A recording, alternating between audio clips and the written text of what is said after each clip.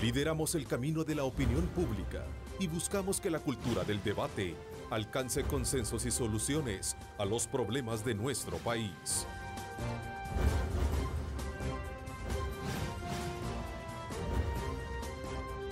Diálogo con Ernesto López. Hola, ¿qué tal? ¿Cómo están? Qué placer enorme saludarles a ustedes. Gracias por sintonizarnos en esta mañana de martes 26 de junio de 2018. Como siempre, agradeciendo a Dios Todopoderoso por darnos ese privilegio de poder ingresar hasta la intimidad de sus hogares. Gracias por sintonizarnos también, especialmente a través de Megavisión Go, y en línea estamos a través de nuestra señal en vivo por nuestras redes sociales. Estamos precisamente en Diálogo con Ernesto López en nuestra cuenta en Facebook para que usted nos sintonice.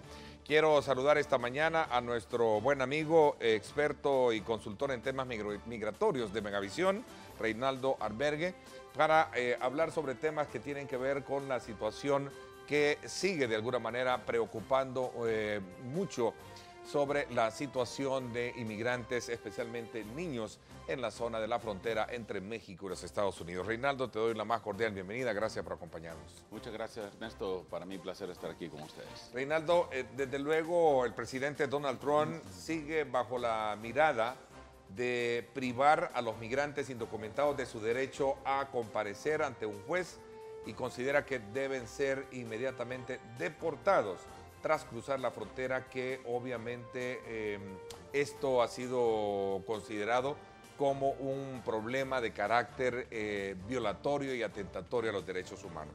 Creo que ese énfasis del análisis lo vamos a tener presente. ¿Cómo examinas tú también la lógica del trabajo que se está desarrollando de los gobiernos que están viéndose afectados y, por supuesto, otros aspectos que están ahí? Antes quiero recordarles a ustedes, amigos que nos sintonizan, que ya pueden consolidar sus deudas en Coop 1, solicitar ya su crédito de consumo para empleado público desde el 11% de interés anual. Será un gusto ayudarte a solventar tus necesidades. Coop 1 es ayuda mutua, eso téngalo muy presente. Te decía que esta decisión se introduce aún más a todo el, digamos, contenido de argumentaciones en la que está el plan cero tolerancia que ha impulsado la administración Trump. Bueno, el plan cero tolerancia, Ernesto, muchos expertos lo han catalogado como una estrategia del presidente. ¿En qué sentido? En el sentido de poder presionar al Congreso que apruebe una reforma migratoria.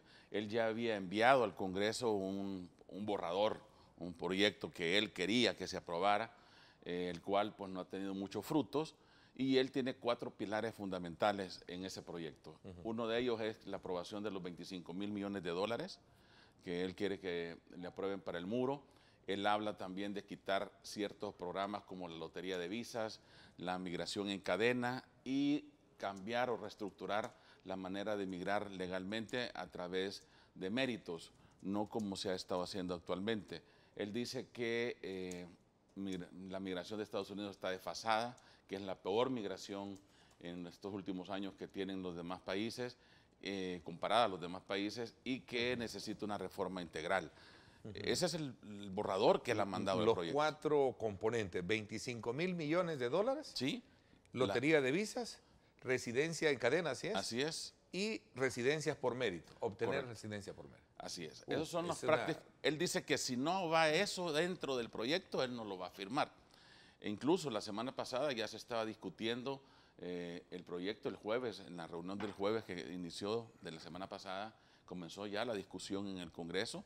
Si la Cámara Baja llegara a aprobar este proyecto, pues va a pasar lógicamente a ser aprobado por la Cámara Alta, por todos los senadores, y si el Senado lo ratifica, pues sería firmado por el presidente. O sea que estamos a las puertas de ver un cambio radical en el tema migratorio en los Estados Unidos. Acordate que fue un tema de campaña, él está haciendo todas estas decisiones de deportar a la gente de manera inmediata, como lo que publicó en el Twitter de ayer. Él dijo que no es que se le esté violando el debido proceso a la gente, sino que lo que se está haciendo es agilizando. Y el hecho de que un juez, y para que la gente más o menos entienda, cuando una persona es capturada en un puerto fronterizo y pide asilo, porque ya tiene un pie adentro de los Estados Unidos, pasa con un oficial de asilo.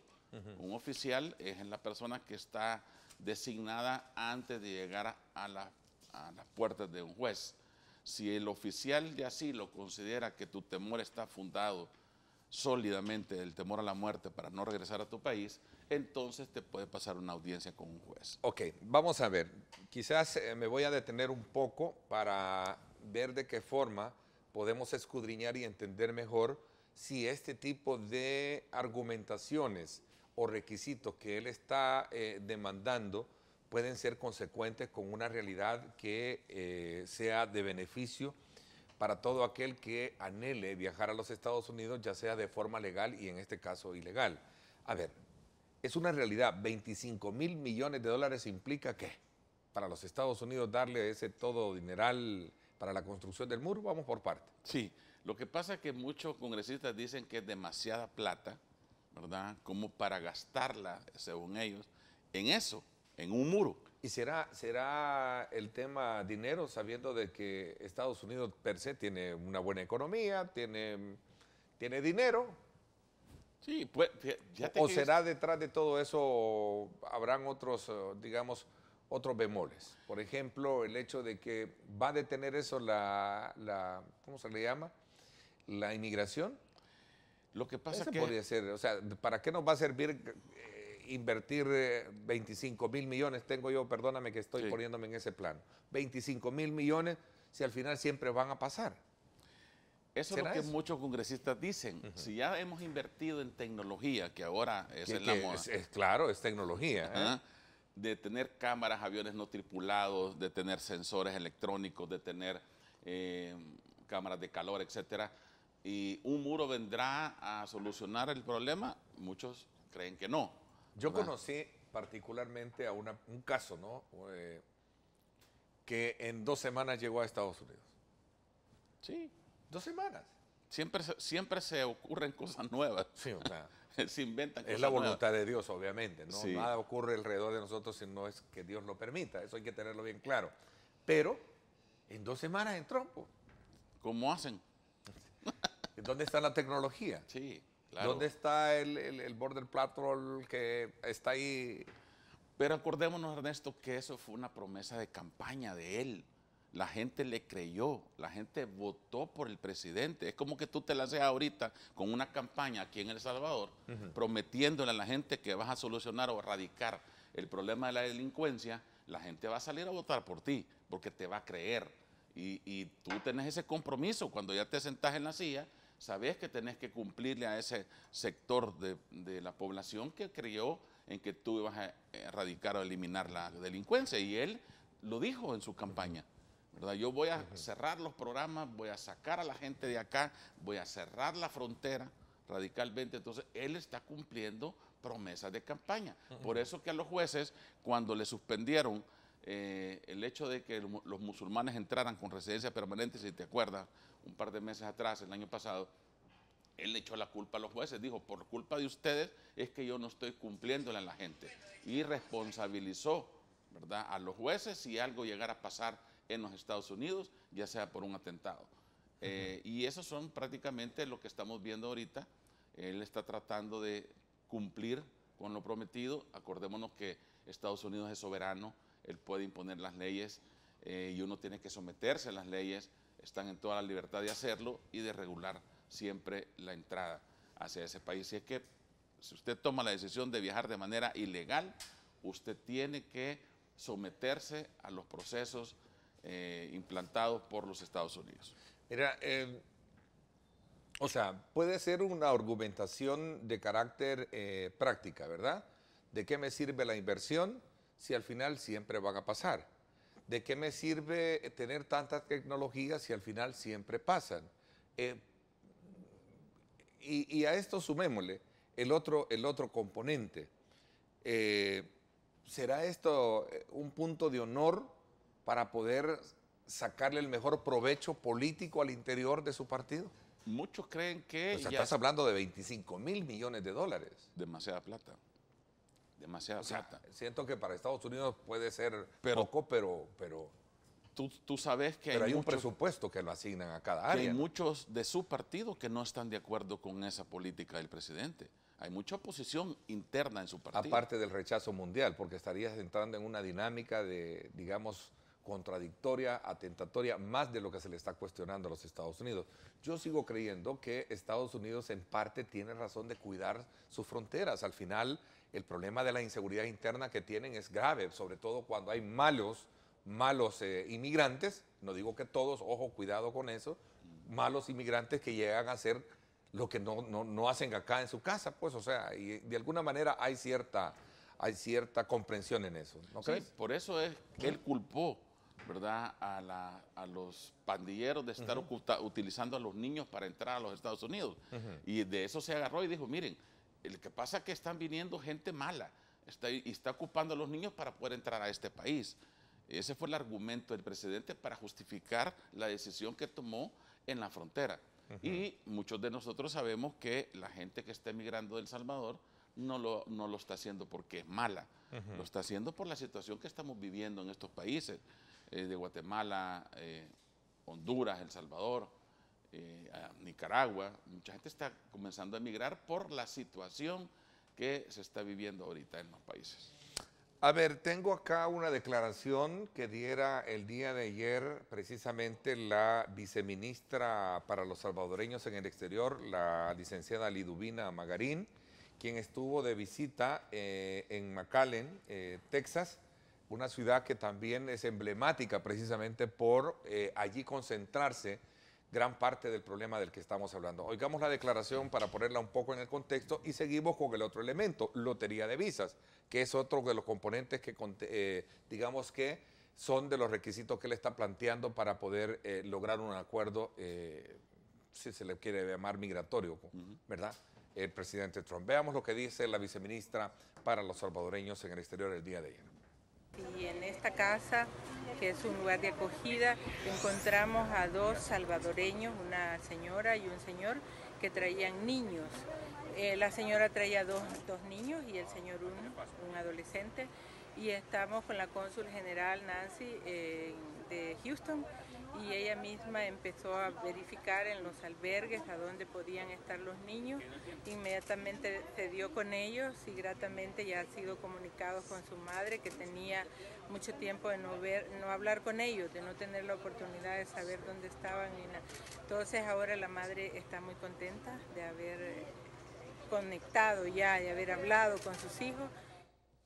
Bueno, ahí está el otro tema que seguramente vamos a tener que abordar acá, que es el tema de la responsabilidad de los padres cuando llevan a sus hijos. Vea ahí el caso muy en particular, claro, que hablábamos extracámara. Claro, por eso hay que ver la moneda siempre de las dos caras, ¿verdad? Porque también tienen responsabilidad los padres de tomar la decisión de mandar a sus hijos con personas que no conocen. ¿Sabías tú que la ley le permite a los agentes poder detener a las personas y separarlas de los niños cuando estos niños no son familiares de las personas que los acompañan, porque consideran que los niños están bajo riesgo, bajo peligro? Entonces la ley les autoriza a la autoridad poder retirar los niños. Y si vemos el caso que está diciendo que había dos personas detenidas porque llevaban niños y que después los niños se contactaron con sus familiares, o sea, ese es el mejor ejemplo que podemos utilizar. Sí, o sea, y del riesgo al que sometes y de todas las penurias que al final, menos mal, fueron encontrados y conectados. Pero ¿qué pasa con aquellos que no lo hay? Ayer veía un informe de nuestro colega y buen amigo Samuel Arias, que ponía el caso de la separación, el caso de la deportación de un salvadoreño y el caso de su hija allá en los Estados Unidos. Esa separación es un cuadro doloroso. Sí, y el problema en esto es el daño psicológico que le estás creando a estos niños, ¿verdad? Que no son irreparables, porque no sabes hasta dónde lo vas a dañar. El hecho de que un niño mire que a su mamá se la llevan esposada, ¿verdad? Y la separan y que él no sabe para dónde va. Yo vi el caso de un papá que quería hablar con sus hijos y los hijos no querían nada con el papá porque le consideraban que los había abandonado.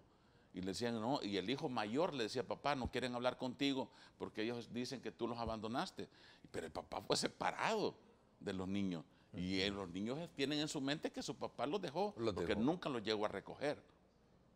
Entonces, casos como ese, me imagino habrán miles o montones de casos de esos, ¿verdad? Que los niños tienen un trauma psicológico con los papás que van a ser irreparables con el tiempo.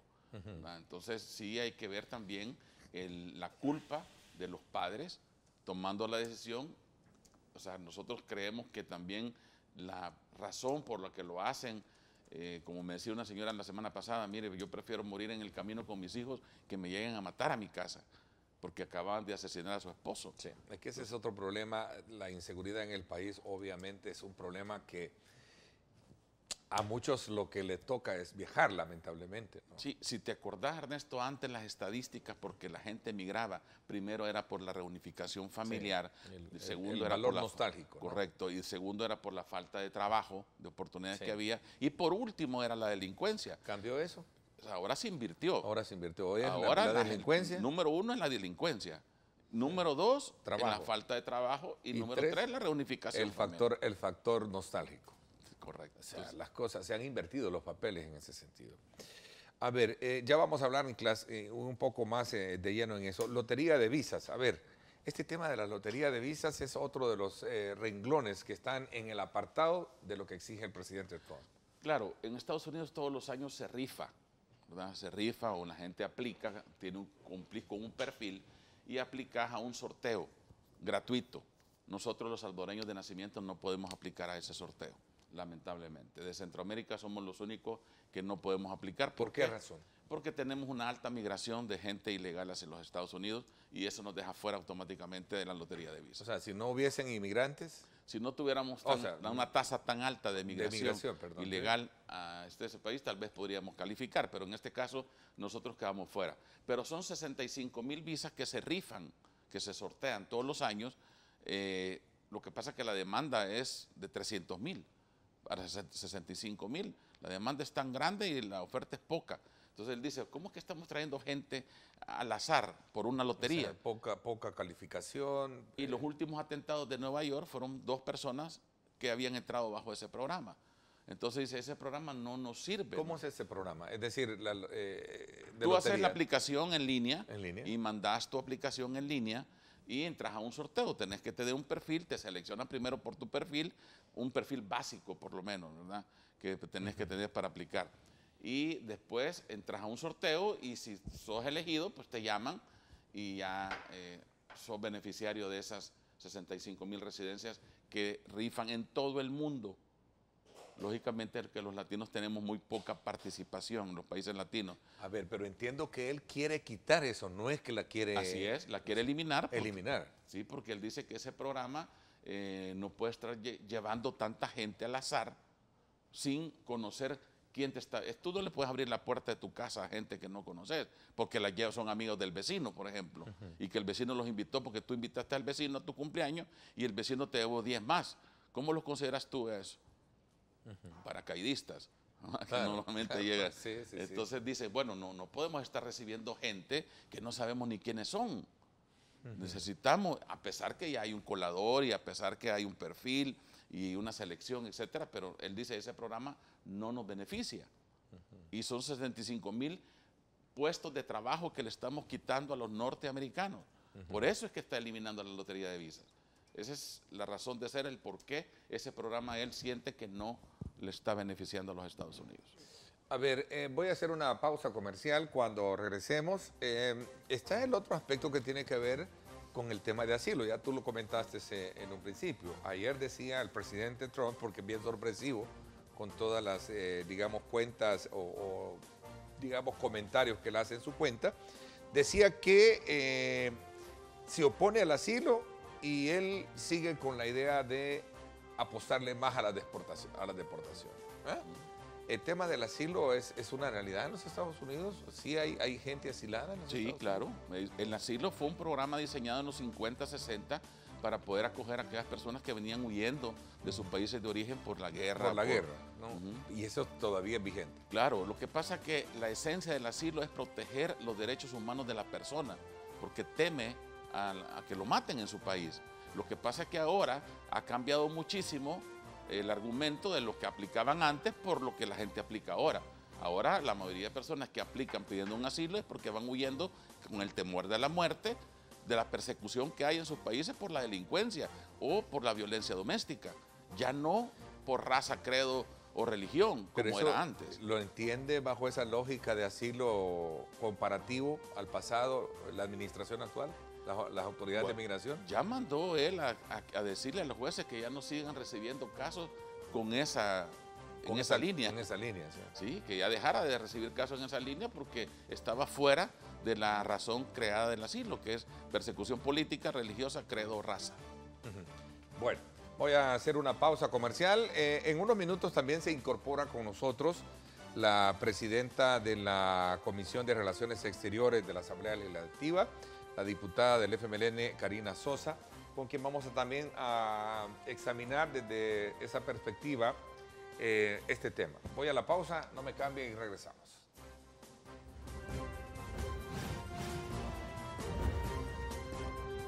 Diálogo con Ernesto López.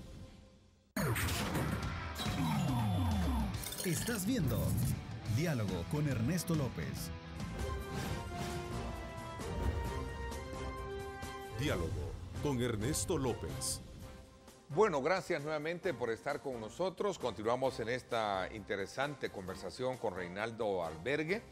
Él es un consultor, experto en temas migratorios acá en Megavisión y por supuesto también de la Oficina de Consultoría SOS Inmigración. Así es que desde ya pues quiero agradecerles a ustedes también estarse reportando a través de nuestra cuenta en Twitter, @diálogo21, @Neto López Radio. Gracias por estarnos enviando sus comentarios. Ya les vamos a dar lectura porque es importante también que ustedes, más allá del análisis en la cual pueden aportar con sus comentarios, si tienen alguna pregunta, pues háganla. Vamos a aprovechar, abrir ese espacio para que ustedes tengan a bien conocer de cerca de qué se trata toda esta problemática que está creando un impacto negativo en cuanto a esa política migratoria de los Estados Unidos, especialmente en el tema de derechos humanos en los niños y en toda la familia. Pero también, como decía nuestro consultor, hay que verlo en varios ángulos. Primero, para saber cuál es la responsabilidad más allá de la que pueda tener la autoridad estadounidense frente a lo que los padres de familia deben de hacer con sus hijos, que son los que al final no tienen por qué sufrir esas inclemencias producto de decisiones que a lo mejor también, quieras o no, no deben de ser consideradas como primera instancia por los padres de familia, Reinaldo. Claro. O sea, sí. el riesgo es inminente, el peligro es casi un 100%, no es fácil y vemos casos de niños que han quedado varados, ya lo comentamos, de niñas que han sido violadas, asesinadas, etcétera, etcétera, ¿no? Sí, pero la gente tiene que entender, Ernesto, que ha cambiado muchísimo la migración actual con la migración de hace, cuando migraron sus papás o sus abuelos. ¿Por qué? Porque el riesgo que hay en el trayecto para poder llegar a los Estados Unidos puede marcar tu vida para siempre. O sea, te pueden violar, te pueden secuestrar, te pueden agarrar una organización de estas que ya están en el camino, etcétera. Te puede pasar muchas cosas y la gente tiene que entenderlo. Lo que pasa es que la gente no lo cree. Como te llegan a prometer que no te vas a tener ningún problema, que te van a llevar a la puerta de la casa de tu familiar, y uno les cree, ¿verdad? Las promesas que te hacen normalmente el coyote. Pero nunca te hablan sobre los riesgos de viajar de manera indocumentada hacia los Estados Unidos, de todo lo que te puede pasar en el trayecto. Y otras personas que ya han intentado 1, 2, 3 veces, que ya más o menos conocen el camino, bueno, van y se arriesgan, como dicen, bueno, aquí no tengo nada que perder. Y cuando tú oyes el testimonio de algunas mamás que han quedado solas con sus hijas y te dan una razón muy fuerte, no les puedes decir no te vayas, porque ellas dicen, mire, yo si me quedo me van a matar.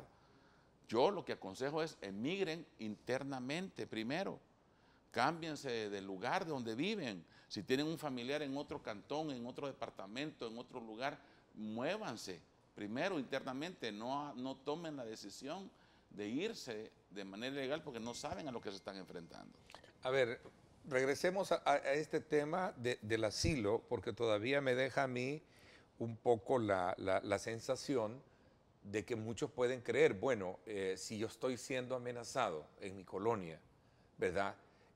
Mis hijos están siendo amenazados, puedo aplicar entonces a esa, digamos, opción de asilo que tienen los Estados Unidos? Bueno, ¿Cuál es el procedimiento? ¿Cómo puedo justificar? Y si en este caso la autoridad estadounidense me lo va a avalar.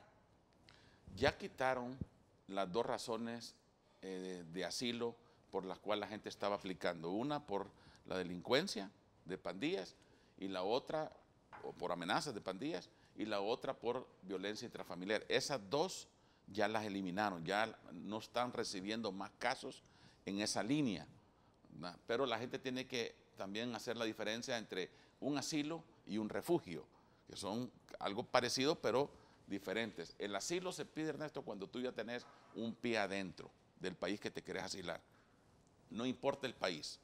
Tú puedes ir a cualquier país y puedes pedir asilo, ¿verdad? Cuando ya tenés un pie dentro de ese país. Por ejemplo, te vas para Costa Rica, Suramérica, Nicaragua, no sé, cualquier país, y tú ya estás dentro, tú vas al gobierno de ese país, llenas una solicitud de asilo basada en el temor a la muerte, porque la razón principal del asilo es el temor fundado, ¿verdad?, a la muerte. Y en el caso de Costa Rica, que ponen de ejemplo, ¿es práctico? ¿Es rápido? Bueno, en algunos países es mucho más rápido que en otros, ¿verdad? Digamos, Costa Rica tiene un campamento de refugiados. De refugiados, ¿Cuál es el refugio? El refugio es cuando tú puedes pedir a un tercer país sin encontrarte dentro del tuyo. Te vas a Costa Rica, el mejor ejemplo que te puedo poner, a los campamentos, y de ahí pedir refugio que te envíen a cualquier otro país, menos a Estados Unidos. Puedes pedir refugio, para eso están también las organizaciones como el ACNUR, que son las encargadas del refugio. No sé, aquí parece que antes había una oficina de ACNUR, parece que la han movido, yo la he estado rastreando y no la he podido encontrar. La sede que me tira en la computadora es México, la más cercana. Quedó como una oficina dentro del conjunto integral de Naciones Unidas, creo. Sí. Entonces, aquí en las Naciones Unidas pueden acercarse, o la OIM, que es la Organización Internacional para las Migraciones, la otra que te puede dar información sobre el refugio. Entonces, hay que saber la diferencia entre refugiarse y asilarse. El asilo es el temor a la muerte fundado, el refugio es igual, el temor a la muerte fundado. Cuando tú te encontrás en un tercer país, te puedes refugiar pidiendo que te lleven a otro, a Uruguay, a Chile o cualquier otro lugar, o cuando tú ya te encontrás dentro del país y te querés asilar en ese país en el cual tú ya entraste. A ver, cuéntame otro de los componentes de esos requisitos es el tema de residencia en cadena. ¿Qué es eso? Bueno, ahorita para poder emigrar de manera legal a los Estados Unidos hay varias categorías o varios privilegios que un residente puede pedir o que un ciudadano puede pedir al resto de la familia. Por eso le llaman migración en cadena, porque si tú sos ciudadano americano, llegaste a los Estados Unidos, te legalizaste y te hiciste ciudadano americano. El abanico del ciudadano americano te da la autorización de pedir a tus papás, a tus hermanos, a tu esposa, a tus hijos, solteros, casados, mayores o menores de edad. Entonces el abanico del ciudadano americano es mucho más grande. Y el residente permanente solo puede pedir a dos categorías, a su cónyuge o a sus hijos solteros, ya sean mayores o menores, pero tienen que estar solteros. Entonces el presidente dice, miren, aquí estamos mal en esta área. ¿Para qué vas a traer tú a tu hermano? Si tu hermano tal vez ya está casado y ya tiene un hogar. ¿Para qué estás trayendo gente a quitarle el trabajo a los norteamericanos? ¿Para qué vas a traer a hijos casados si ya también tienen su hogar? ¿Para qué vas a traer a tus papás si ya también no tienen edad como para venir a trabajar?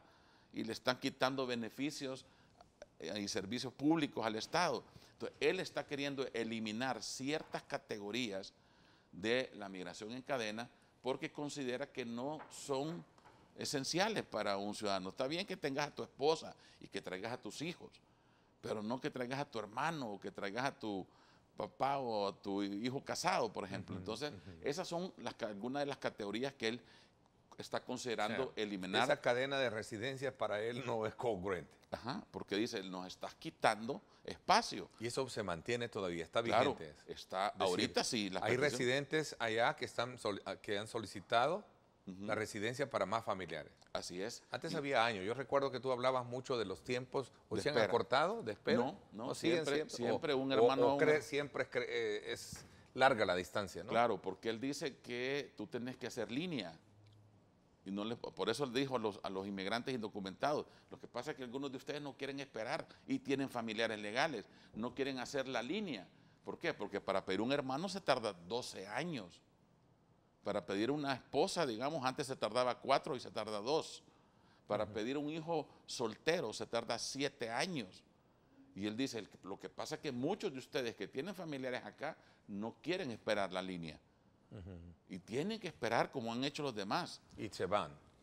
Y entran. Correcto. Pero pierden ese derecho, entiendo, ¿no? Lo que pasa es que cuando tú entras de manera ilegal, acordate primero, entrar de manera ilegal a un país, ya eso es un delito.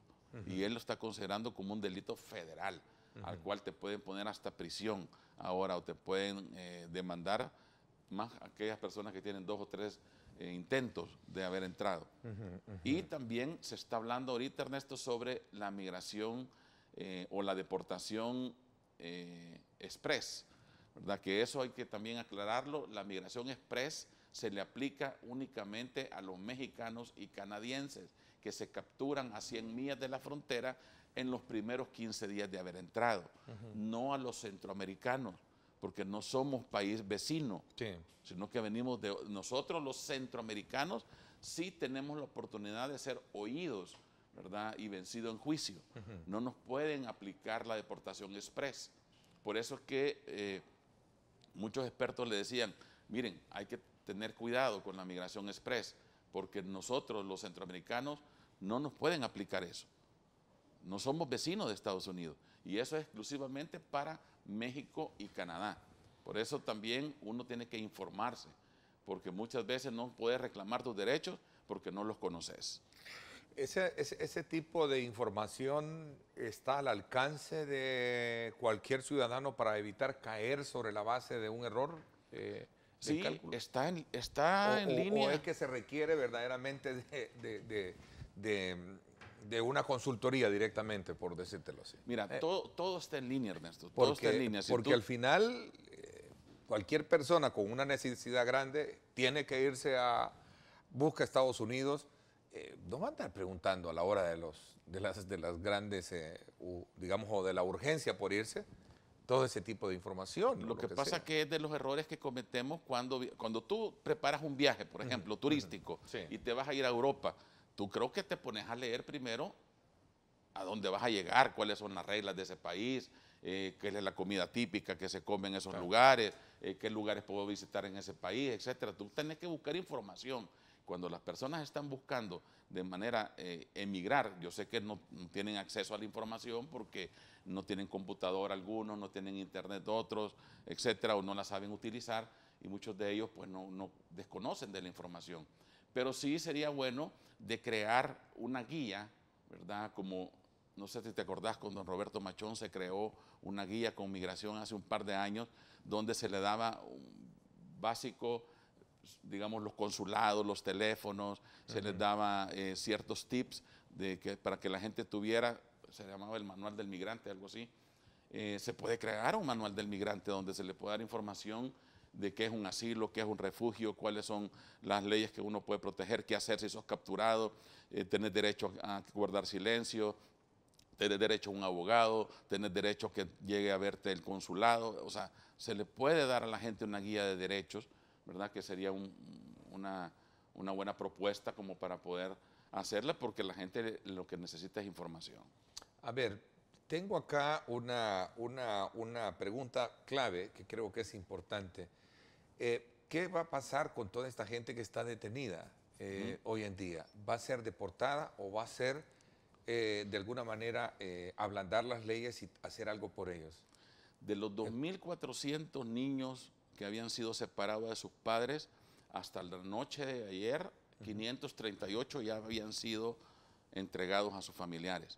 O sea, pero eso significa que pasaron de los albergues temporales a unirlos con los padres. Eso que también están detenidos en otro centro. En otro centro. Ajá. Eso no significa que ya los dejaron allá libres, sino que los padres van a enfrentar siempre el proceso de la deportación. Falta por reunificar a casi 1.800 niños todavía, o 1.900 niños que fueron los que se habían separado. Una abogada me llamó mucho la atención, que una abogada norteamericana decía que no era tan cierto todas esas cifras que se hablaban, ¿verdad? Porque no había, si tú te fijaste, ya muchos papás han aparecido aquí en El Salvador, deportados, y algunos niños habían quedado dentro de Estados Unidos. Exacto. Bueno, de hecho era el ejemplo que te ponía. El caso de Samuel Arias, no sé si tal vez podemos conseguir esa nota, que obviamente refleja el cuadro de esa separación. Sí, el papá ya está aquí y habla por teléfono con la niña. Que habla por teléfono, pues si tú viste ese reporte de nuestro colega Samuel Arias, en el sector de Jiquilisco, creo que ahí fue, o Puerto del Triunfo, creo. Él está hablando y la niña le pregunta, papá, ¿cuándo me vas a venir a traer? Y él le dice y le miente, le dice, lo que pasa es que el avión se ha arruinado. ¿Y cuándo lo van a reparar? Ya la otra semana lo van a reparar. O sea, él está... Es un cuadro difícil de poderlo, digamos, apreciar en ese momento. A mí me partió el alma, te lo juro. Claro, claro. Y esos son de los pocos casos que nosotros nos damos cuenta. Imagínate de aquellos que no nos damos cuenta y tienen una situación mucho más difícil, como la niña que le dieron el teléfono de la tía para que la tía la fuera a traer, y después un medio de comunicación fue a hablar con la tía y la tía dijo, miren, yo no la puedo ir a traer porque yo no estoy legal en el país, y si yo la voy a traer voy a caer yo. Por eso no la puedo ir a recoger. O sea, son cuadros difíciles, ¿verdad? Pero que ahí los tenemos, reales, y que, bueno, mucha gente no sabe qué hacer. Mira, aquí hay otra pregunta clave también en todo esto. ¿Puede de alguna manera influir el factor político de los Estados Unidos que tiene que ver con la elección de creo que es la primera parte, o cómo se le llama, una parte del Senado que entra a elecciones en noviembre próximo? Claro, la 3/4 parte. La 3/4 parte. ¿Puede influir, pregunta alguien acá, en una decisión de beneficio positiva para la población migrante que está ahorita en los Estados Unidos? Porque no todos, dice acá, no sé qué tanto es cierto y quiero preguntártelo, no todos los congresistas republicanos a la cual pertenece el presidente Trump están convencidos de lo que él está haciendo en materia de migración y especialmente con ese plan cero tolerancia. Ese es el temor que tienen muchos candidatos, que le pasen a ellos la factura en los votos. ¿Cómo castigar vos a un buen candidato? Con votos. Y acordate o como lo premias. Como lo premias, o correcto. Como lo premias. Entonces, tú lo puedes premiar o lo puedes, en este caso, castigar a través del voto. Y el temor que tienen los republicanos es que mucha gente le pase la factura en esta elección de medio término de noviembre. Porque aquí donde pueden sacar ventaja los demócratas de poder recuperar escaños, ¿verdad? Y poder volver a recuperar mayoría en el Congreso, porque muchos de ellos pueden perder por la dura realidad que el presidente está presentando en el tema migratorio. Como también, Ernesto, puede ser que la gente esté muy contenta de la actitud del presidente y de lo duro que ha sido el presidente con el tema y les den votos porque está cumpliendo, está en la línea que él prometió sobre la campaña. Entonces, pero hablando de esa línea práctica, ¿tú crees que puedan premiarlo? Yo he visto la postura de algunos congresistas republicanos que no están bajo esa lógica, ¿no? Depende del Estado. Depende del Estado, pero también quizás esto es un atrevimiento, porque a veces la practicidad o lo práctico no puede ser la generalidad, ¿no? Con la que el sentimiento de muchas personas que son americanas, es decir, reales, que tienen sentimientos y ven que esa separación de los niños no es el mejor fotografía. Que ese evento es el que está marcando la diferencia o podrías marcar la diferencia para noviembre. Porque aún siendo sectores muy conservadores de la política, no ven bien esa separación. Claro, y parece ser que los expertos se lo habían advertido al presidente. Aún y cuando fue algo manipulado, porque sí fue una manipulación de una niña llorando y el presidente Trump así, que no tenía nada que ver, lo voy a decir, no estoy haciendo... dándole credibilidad por la portada de la revista Time. Por la portada de la revista Time, que fue Fueron dos cosas diferentes. La niña fue tomada, esa foto de la niña fue tomada en un retén. En un retén, sí. Sí, de la patrulla y fronteriza. lloraba precisamente por otras condiciones, no sí. por... ¿vea? Lo que pasa es que el fotógrafo que tomó la foto de esa niña en esa...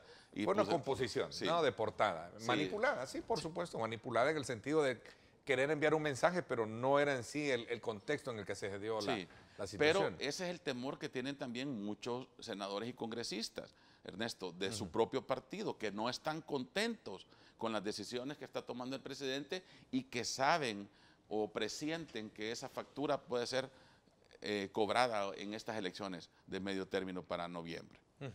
Residencia por méritos es el otro componente de ese requisito. Fíjate que si tú le pones atención a toda nuestra conversación, hemos venido tratando el tema del dinero para la construcción del muro, ¿no? Sí. Que ya lo tratamos. La lotería de visas, el tema de la residencia en cadena, y el otro componente de su petición, de sus requisitos del presidente Trump es residencia por méritos.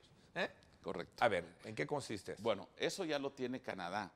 Canadá tiene un programa bajo puntos donde tú puedes autopeticionarte, ¿verdad? Se llama petición independiente, y tú puedes aplicar siempre y cuando reúnas ciertos puntos, ¿verdad? Por ejemplo, si tú hablas inglés o francés, te dan un puntaje. Si tú tenés un título universitario, te dan otro puntaje, ¿verdad? Si tú tenés una carrera adicional, un PhD o una maestría, o tenés tal vez un título en cocina, por ejemplo, que es uno de tus hobbies, o tenés otro talento, otra habilidad extraordinaria, te dan puntos. Entonces tú vas a aplicar a un programa bajo puntos, por méritos, por lo que tú sos, por lo que sabes, y ya no porque un patrono familiar tuyo que ya puso un negocio en los Estados Unidos, te somete a una petición y te dice, no te preocupes, Ernesto, yo te voy a traer a que vengas a trabajar conmigo, aunque sea de gerente de lavar platos, pero yo te voy a traer.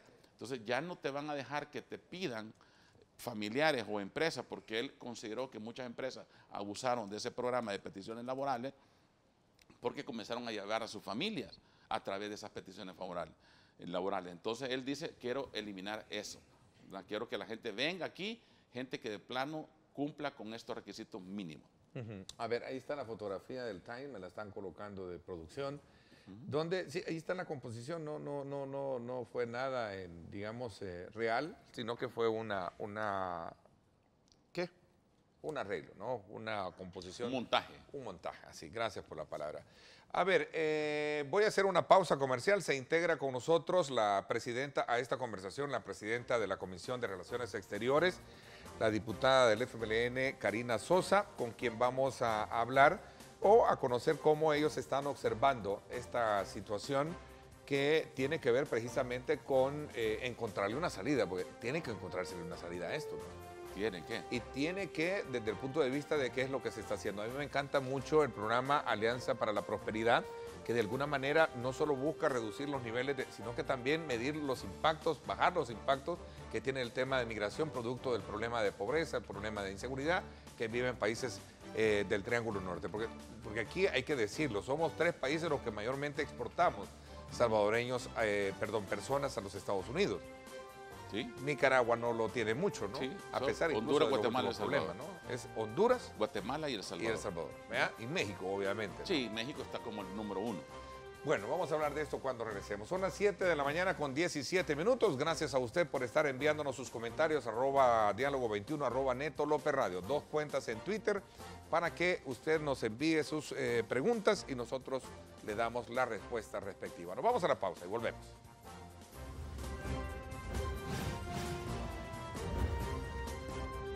Diálogo con Ernesto López. Estás viendo Diálogo con Ernesto López. Diálogo con Ernesto López. Bueno, gracias nuevamente por estar con nosotros. Continuamos en este análisis sobre los diferentes aspectos que rodean esta situación, este fenómeno de migración y su impacto que está teniendo particularmente en sectores más vulnerables, el caso de los niños en la frontera. Me acompaña acá en el estudio la presidenta de la Comisión de Relaciones Exteriores de la Asamblea Legislativa, la diputada del FMLN, Karina Sosa, a quien le doy la más cordial bienvenida por integrarse a esta conversación. Gracias por acompañarnos, Karina. Muchas Buenos gracias, días. Ernesto, por la invitación. Un saludo también al licenciado Albergue y, por supuesto, a la audiencia que ha estado pendiente de este programa. A ver, en su calidad de presidenta de la Comisión de Relaciones Exteriores, ¿cómo está observando este fenómeno y cuál es, de acuerdo a los criterios que se manejan políticos, la ruta que debe de seguir? Bueno, con muchísima preocupación, Ernesto, y esto es algo no únicamente de la presidenta de la comisión, sino de la comisión entera y del mismo pleno legislativo, quien el jueves pasado se expresó a través de un pronunciamiento en el cual nosotros manifestábamos nuestro apoyo y respaldo a la familia salvadoreña que se encuentra en esta condición y por supuesto hacíamos un exhorto a las autoridades de Estados Unidos para que se pueda revisar la condición en la que se está dando seguimiento a estos procesos de las familias salvadoreñas.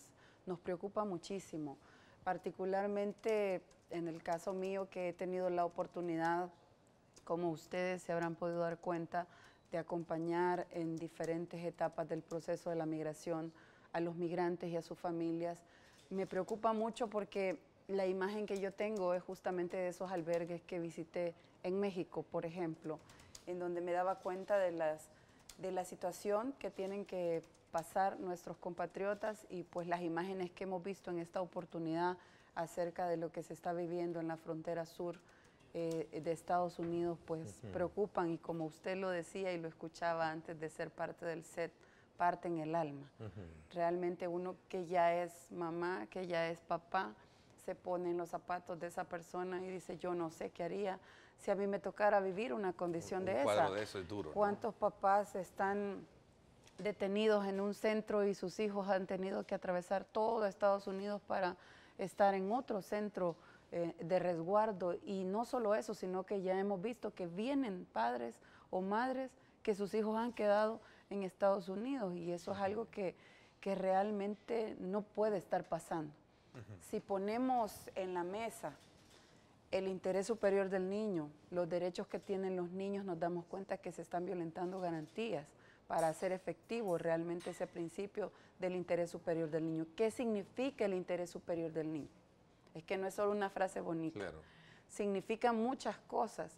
Significa que el niño debe estar en el mejor ambiente para desarrollarse de la mejor manera como persona y de manera integral, de manera completa. Y por supuesto que el mejor ambiente para que el niño o la niña pueda desarrollarse es su familia, es su papá, es su mamá.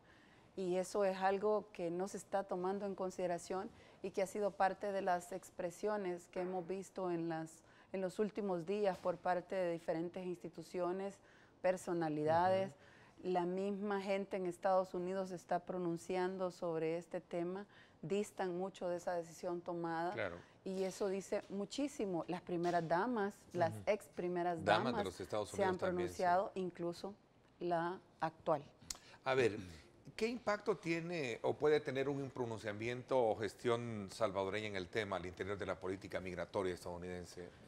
Bueno, yo he estado leyendo mucho y escuchando opiniones diversas acerca de lo que hacemos o dejamos de hacer en la Asamblea Legislativa. Lo que se hace y se deja de hacer. Y yo debo de decirles ¿Sí? de que en este caso es importante destacar que un pronunciamiento es un manifiesto político, que si bien es cierto no va a llegar a resolver al lugar donde se están tomando las decisiones, pero también le está diciendo usted a ese país, miren, nosotros nos estamos dando cuenta y pedimos que se trate a nuestra gente de diferente manera.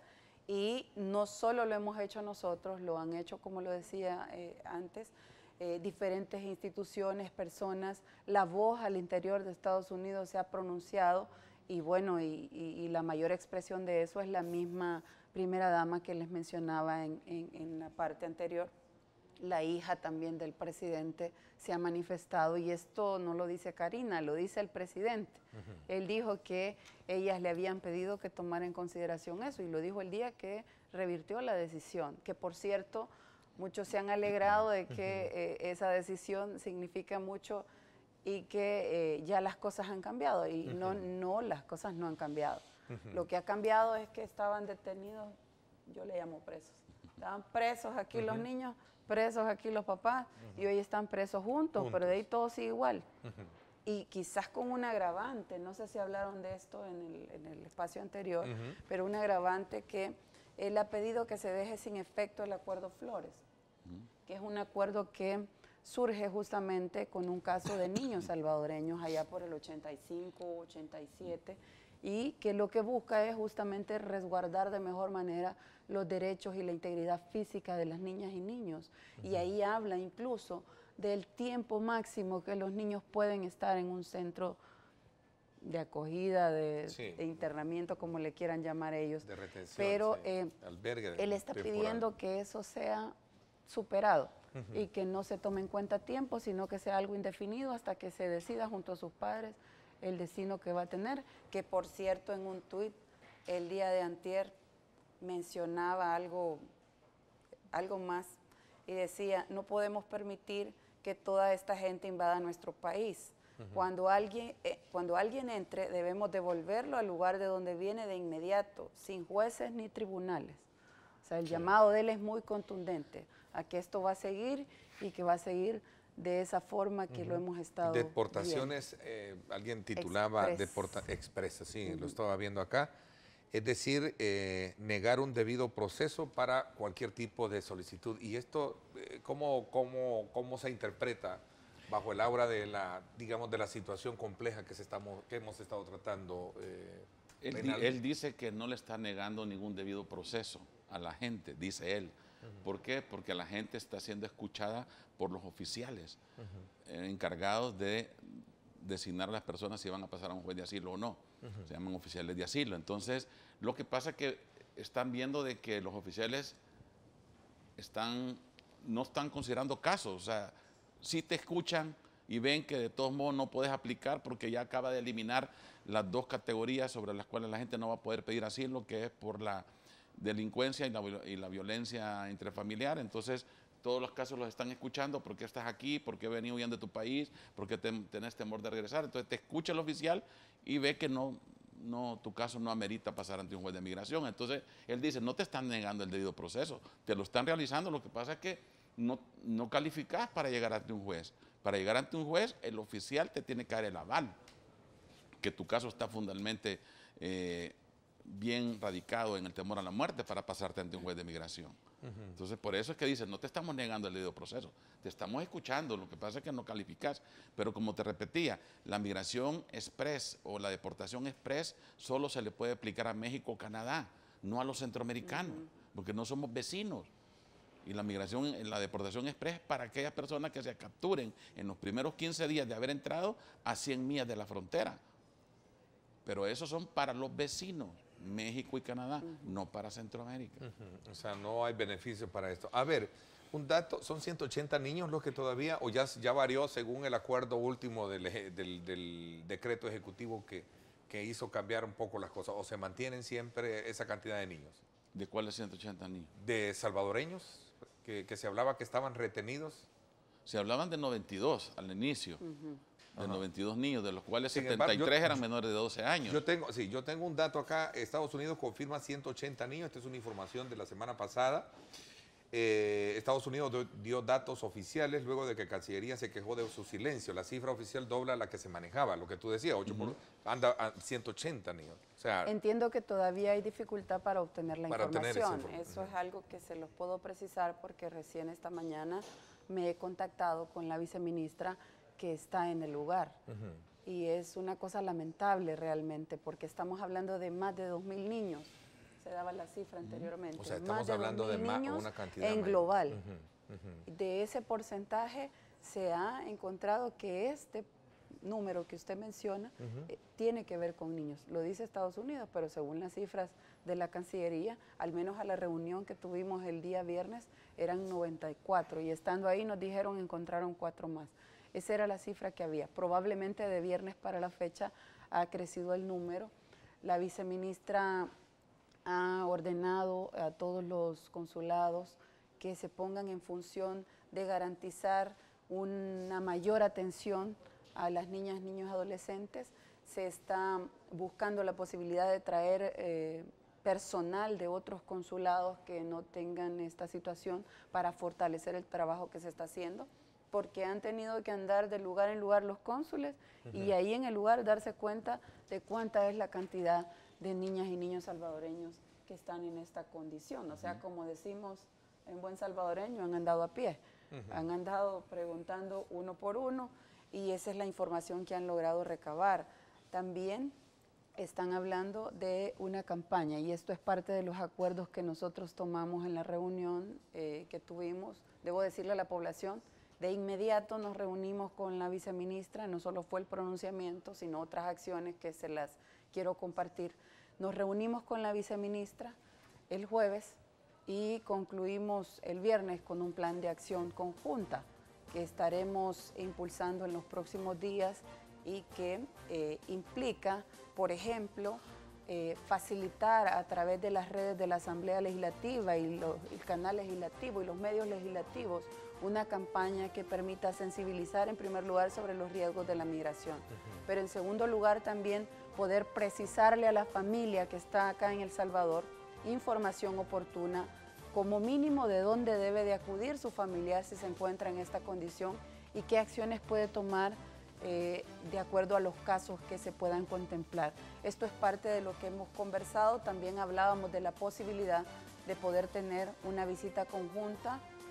Aprovecho y le digo a la población que esta servidora está haciendo gestiones con organismos internacionales para poder facilitar el traslado de un grupo, de una delegación de diputadas y diputados para poder llegar al lugar no solo a ver, sino también a tener reuniones con las autoridades que toman decisiones, a hacerles saber que nosotros estamos pendientes de la población, que estamos pendientes de las niñas y niños y que queremos un mejor trato, pero también a asumir un compromiso, porque aquí no se trata solo de ir a pedir y de que respeten los derechos, sino también de qué es lo que estamos haciendo en el país, de qué es lo que están haciendo las autoridades que estamos en estos temas en favor de nuestra gente, para que nuestra gente no se vaya. O sea, es importante establecer una comunicación fluida con las autoridades como hemos tratado de hacerlo desde la comisión en coordinación con Cancillería y por supuesto en este momento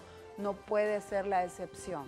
A ver, tengo acá un dato que lo había dejado pendiente tratarlo con ustedes y que tiene que ver cuál es digamos, el esfuerzo de una política congruente en el país, que también, más allá de una campaña que me parece que es interesante y aquí debería de ser, digamos, un apoyo, un respaldo institucional también incluso de los medios, para evitar el tema o sensibilizar sobre el tema de los riesgos que implica la inmigración, la migración. En este caso, dice Rafael Mengíbar, que me parece interesante, Ernesto, el muro más alto es la falta de un real plan integral de desarrollo y seguridad que evite la migración de compatriotas. ¿Cuál es, de acuerdo a ustedes,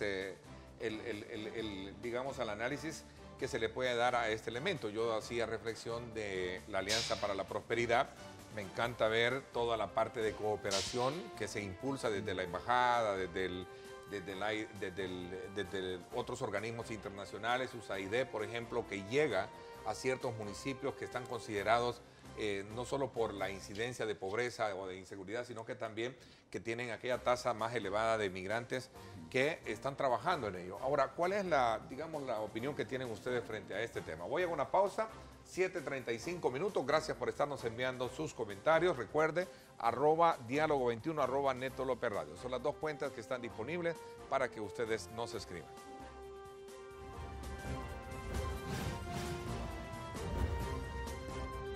Diálogo con Ernesto López. Estás viendo Diálogo con Ernesto López. Diálogo con Ernesto López. A ver, gracias por estar con nosotros nuevamente. A ver, este tema ¿qué se está haciendo desde digamos, desde el esfuerzo gubernamental y de otros actores pertinentes, gobiernos locales, para poder detener el tema de la migración? Fíjese que me encanta la pregunta porque me da la oportunidad para hacer una reflexión más amplia. Usualmente cuando hablamos de migración nos centramos en rápido la mirada al viceministerio de salvadoreños en el exterior, o si es de leyes, a la Comisión de Relaciones Exteriores. Pero hablar de migración es una cosa mucho más compleja y mucho más amplia. ¿Por qué se va la gente? ¿Por qué se ha ido la gente históricamente de El Salvador? ¿Cuáles son las causas? Mire, desde la económica, la seguridad, la reunificación familiar, hasta violencia intrafamiliar, terremotos, tormentas tropicales. Es una gama de cosas. sea, ante son muchos los factores que provocan la migración, ¿no? Que hay unos más marcados es otra cosa. Pero entonces cuando usted ve el por qué y la causa, por qué se van, entonces usted tiene que pensar cómo atiende. Y eso implica muchas cosas, no solo un apartadito, no solo una cosa en específico. Entonces, al caer en la cuenta, todo lo que usted hace como Estado previene o exhorta. Eso es así de sencillo. Y los esfuerzos que se han hecho por parte del gobierno, pero en el caso particular de la Cancillería, porque no podemos descuidar tampoco que este es un tema que requiere asistencia en muchos momentos, como el que estamos hablando ahorita. Se requiere de asistencia jurídica, se requiere de apoyo, de acompañamiento. Es una parte de lo que es la migración. En todos esos esfuerzos, en todas esas áreas que yo les menciono, pues el Estado haciendo esfuerzos, el Estado ha estado haciendo esfuerzos importantes, desde donde empieza la migración hasta donde concluye, porque el tema del retorno también es parte de esa cadena de la migración. Sin embargo, yo soy muy franca, hay que hacer más. Estoy clara que hay que hacer más, pero eso pasa también por romper algunos esquemas, porque fíjese que conversábamos fuera del set. En el caso mío he tenido la oportunidad de compartir con familias migrantes en diferentes municipios del país, no solo en San Salvador. Bueno, la modalidad la tenía el canciller, hoy candidato presidencial, de invitarlos a ustedes, los vi en más de alguna oportunidad en eventos de esa naturaleza. Sí, en mi caso iba porque estábamos trabajando unas propuestas de iniciativa de ley, que por cierto ya se las voy a compartir, que están engavetadas en la Asamblea Legislativa, en otras comisiones, y que, bueno, a raíz de esas iniciativas de ley, hicimos estas reuniones con familiares de migrantes. Sin embargo, la sorpresa de esta servidora es que al momento de darles la palabra para hacer las preguntas sobre la propuesta de iniciativa de ley, las preguntas no iban encaminadas al contenido que les había expuesto, sino preguntas concretas sobre qué hacer en caso de. Y hablaban de diferentes situaciones. Entonces, ¿a qué nos llevó esto a nosotros como grupo parlamentario? A darnos cuenta que es importante reforzar ese acercamiento con el tema de la información que hemos estado hablando. Y por eso propusimos una reforma al Código Municipal en el apartado que tiene que ver con las competencias municipales, porque nos dimos cuenta que el municipio es clave en el tema de la migración. No solo el gobierno, no solo la asamblea, sino también los municipios. ¿Y qué es lo que proponíamos ahí? Que el municipio facilite un espacio para que, coordinado con Cancillería y con universidades o organizaciones de la sociedad civil, se brinde asistencia jurídica a la familia. ¿Qué me di cuenta ahí? Que había gente que iba al consulado y tenía información, pero había gente que su familiar no podía ir al consulado por el temor a que lo agarrara la migra, claro, que es porque el tema está de la niña, a 9 horas, 12 horas el consulado más próximo, y entonces, ¿qué hacía esta persona migrante? Hablarle a su mamá y contarle, hablar con su familia y desahogarse. Entonces, ¿qué es lo que me di cuenta en ese lugar, en el terreno? Que la familia es un vínculo importante para trasladar una asesoría oportuna que puede cambiar la vida al que está allá y a la familia que está acá. Yo creo que el gobierno tiene que cambiar estrategias, ¿verdad?, de cómo atacar el problema. Primero, la prevención es clave, ¿verdad?, tener campañas de prevención internas en el país, pero también alianzas estratégicas con los cancilleres. Por ejemplo, se habían de reunir México, Guatemala, Honduras, El Salvador, que somos los países que más problemas tenemos con la migración, y presentar a Estados Unidos, ¿verdad?, una petición formal, primero del trato que se le da a las personas en el trayecto, y segundo, la hora de recibirlos. No podemos permitir que se sigan violando derechos de las personas que ya se conocen, pero tiene que haber un esfuerzo en conjunto, porque solitos no nos van a escuchar. Si El Salvador llega solito, no nos va a escuchar. Tenemos que ir con nuestro hermano mayor, que en este caso va a ser México. No sé si ya se dieron cuenta del TRICAMEX, sí, que es lo que están planteando los hermanos mexicanos, porque ya vieron también que ellos solos no lo van a poder combatir, que también necesitan la ayuda de Guatemala, Honduras y El Salvador para poderse enfrentar a los Estados Unidos. Y entonces, sobre ese aspecto, perdón, sobre ese aspecto quiero reconocer el trabajo de nuestro ex canciller Hugo Martínez, que llevó un liderazgo importante en la región y bajo cuyo mandato se lograron esfuerzos importantes de coordinación.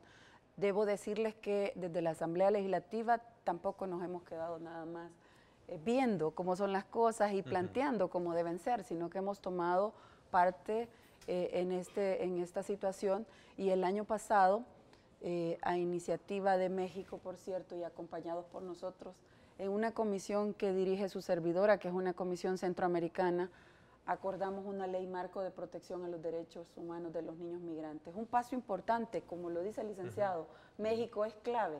México dio la pauta, por supuesto que le tomamos la palabra, trabajamos en darle forma a la iniciativa y se construyó eso que ya es una realidad.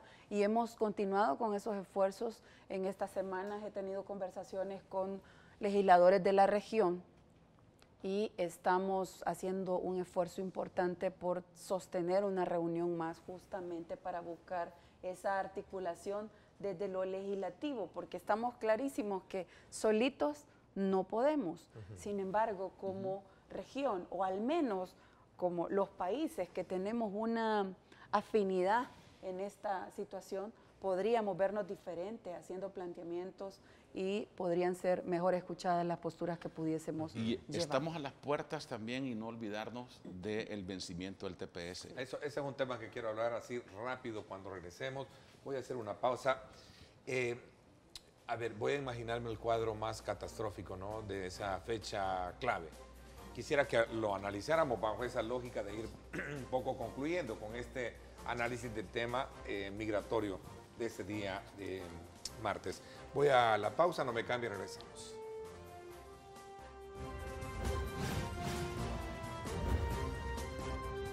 Diálogo con Ernesto López.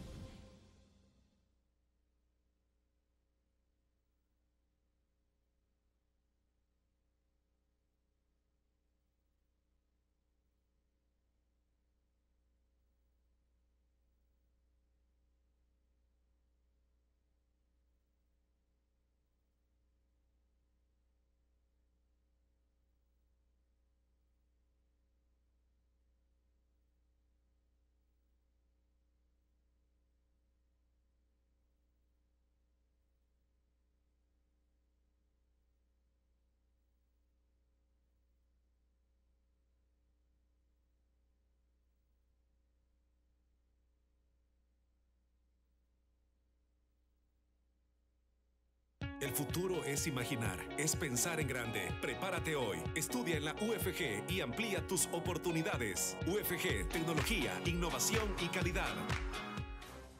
Bueno, gracias nuevamente por estar con nosotros. A ver, tú tocaste el tema del TPS, ya para ir un poco, tenemos poco tiempo para ir un poco concluyendo con ese otro cuadro que se adhiere precisamente a este análisis del tema de migratorio. ¿Cuál es, digamos, la lectura que ustedes prevén que se va a venir con relación a este tema?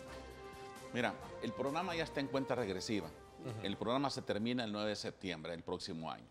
Y el país de El Salvador está en un compromiso bastante serio, porque nosotros tenemos elecciones el próximo año, en febrero.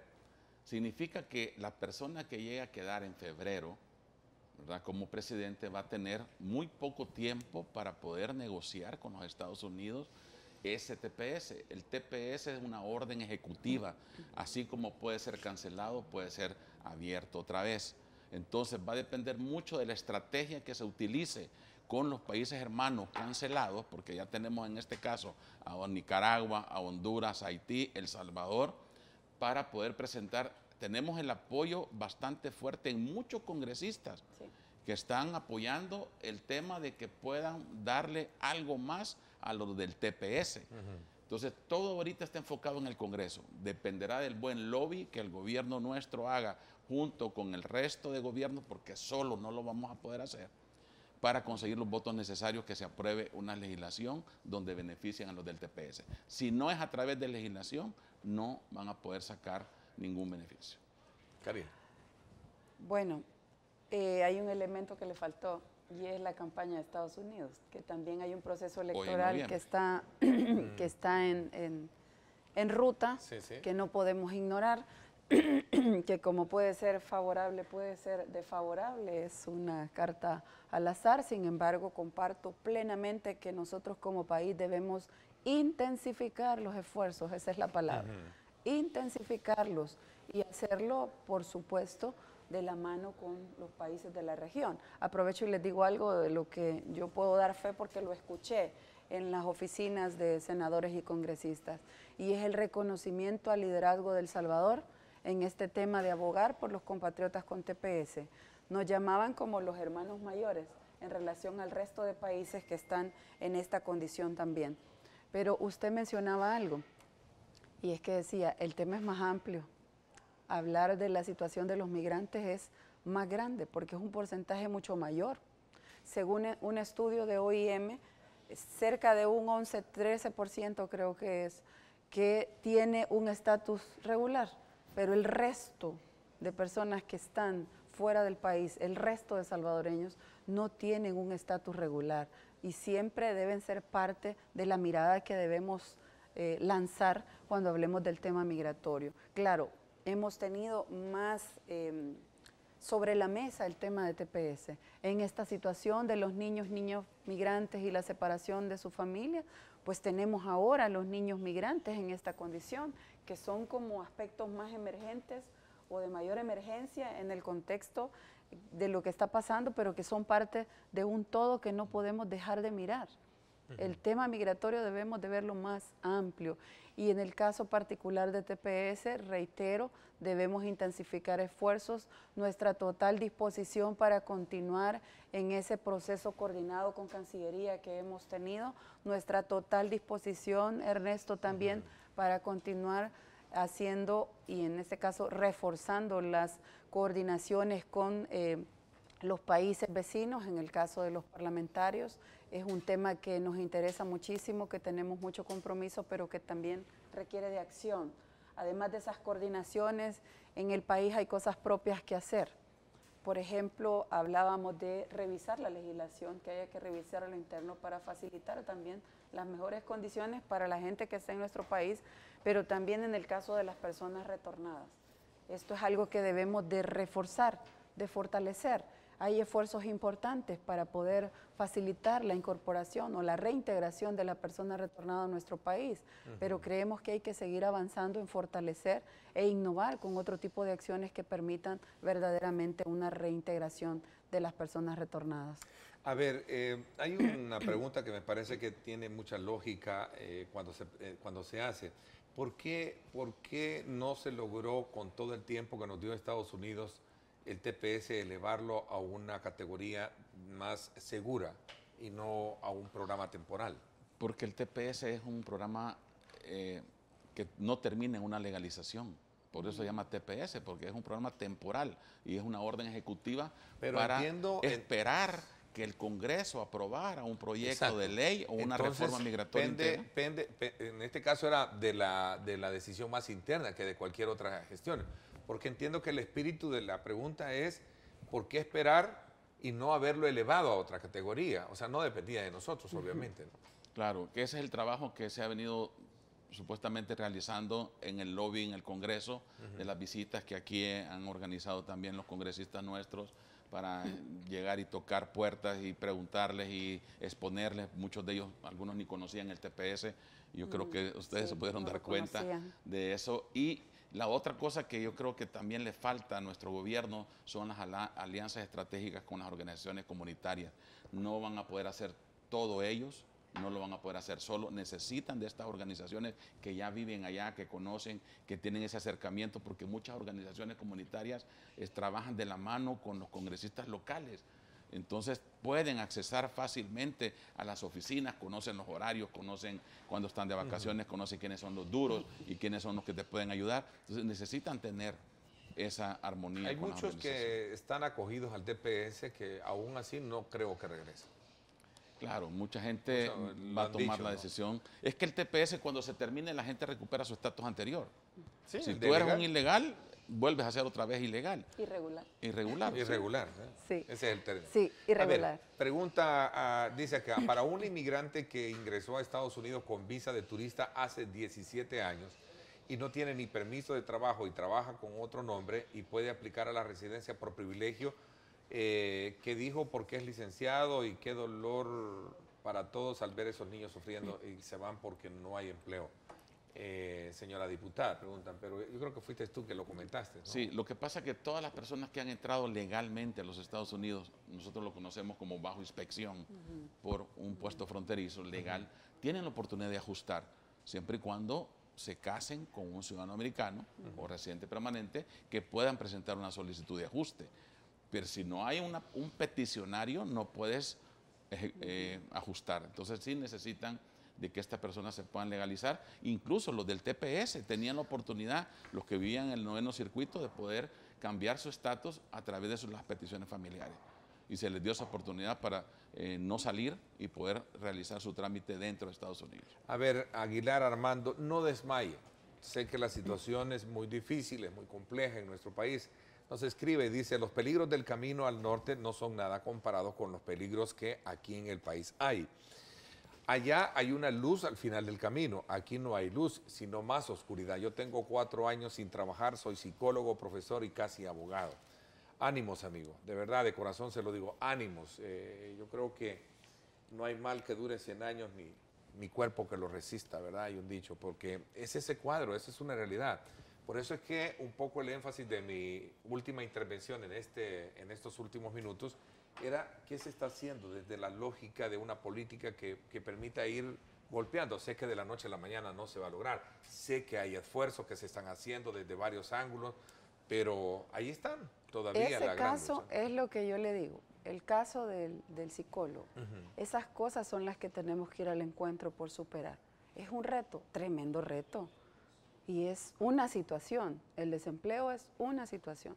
Debemos de trabajar, y aquí no solo es gobierno, asamblea, alcaldía, sino que también empresa privada, porque estamos hablando de empleo, estamos hablando de salarios, estamos hablando de nivel de vida de las personas, y es importante salir al encuentro. Yo quiero mencionar algo que es importante, y es el tema de las cifras de las personas retornadas, Ernesto.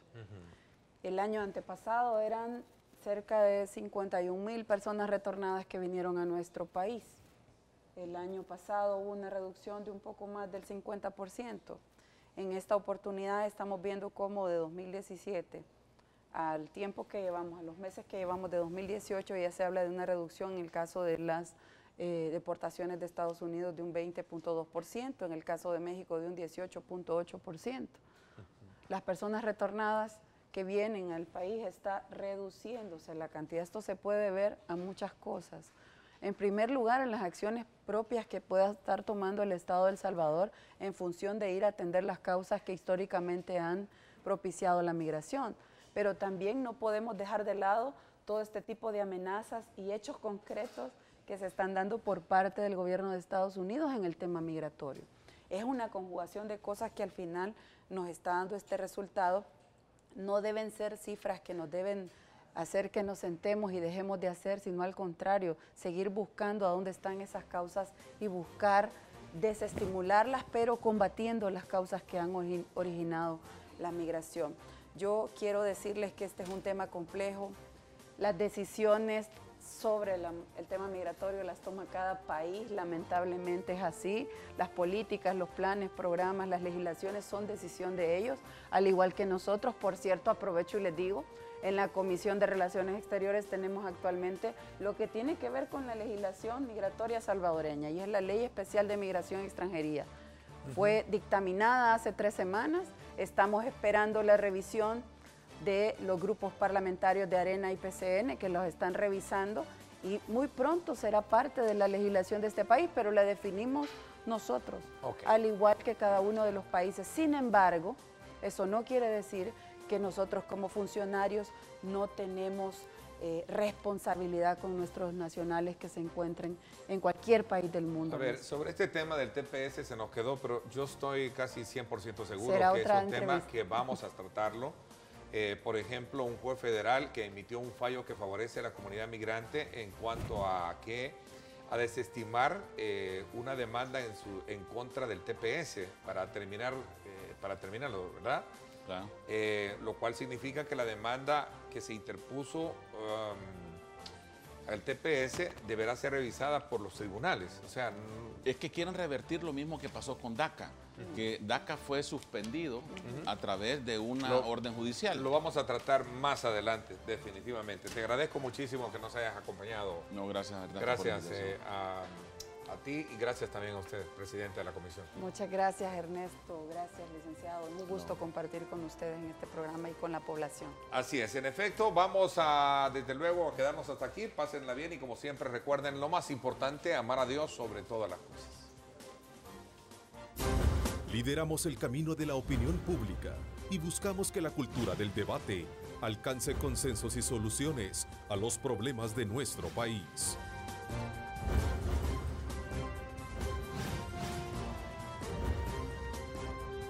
Diálogo con Ernesto López.